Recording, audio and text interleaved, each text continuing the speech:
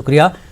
लगातार महाराष्ट्र में सियासी भूचाल अपनी जगह चल रहा है, लेकिन इस बीच हर कोई अपने अपने पास बहुमत यानी हिमायत की बात कर रहा है। तो एनसीपी लीडर नवाब मलिक ने कहा है कि हम चाहते हैं कि जल्द से जल्द फ्लोर टेस्ट हो। उन्होंने ये भी कहा कि एनसीपी, शिवसेना और कांग्रेस अरकान की तायद के दस्तावेजात गवर्नर को दिए गए हैं।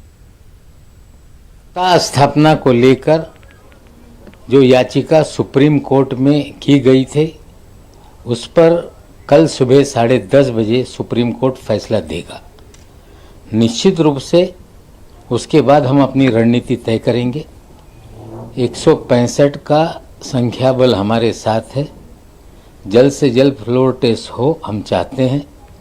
फ्लोर पे सरकार को हम प्रयास करेंगे और हमने राज्यपाल महोदय के पास तीनों दलों के समर्थन की चिट्ठी दे दी है।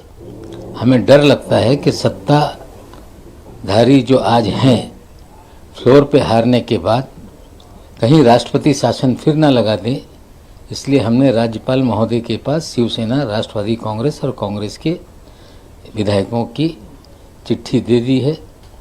160 से अधिक विधायकों के दस्तखत हैं। 165 विधायकों का संख्या बल हमारे पास है।